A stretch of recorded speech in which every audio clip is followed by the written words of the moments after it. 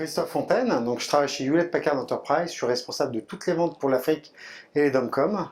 Et donc je suis intervenu aujourd'hui pour faire un keynote sur la tech. Est-ce que c'est vraiment quelque chose de très pertinent ou pas? C'est un vrai sujet, d'ailleurs chez Hewlett Packard Enterprise, nous on travaille pour les data centers. Donc ça veut dire quoi? On va fournir les serveurs, stockage et réseaux dans les data centers.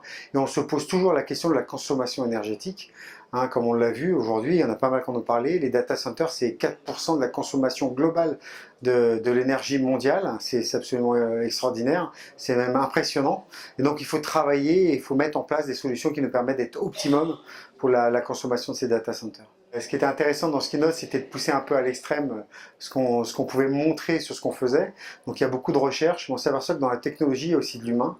Quand on parle de robots, quand on parle d'informatique quantique, tout ça, ça a un impact sur l'humain. Donc il faut essayer de mettre des modèles qui soient des modèles qui correspondent réellement à les modèles qu'on vit aujourd'hui et surtout pour le futur. Et quand on dit trop de tech tue la tech, ça veut dire qu'il faut bien évidemment être à la pointe de la technologie, mais il n'empêche qu'il faut de temps en temps réfléchir et savoir si ça a un impact positif sur l'humain.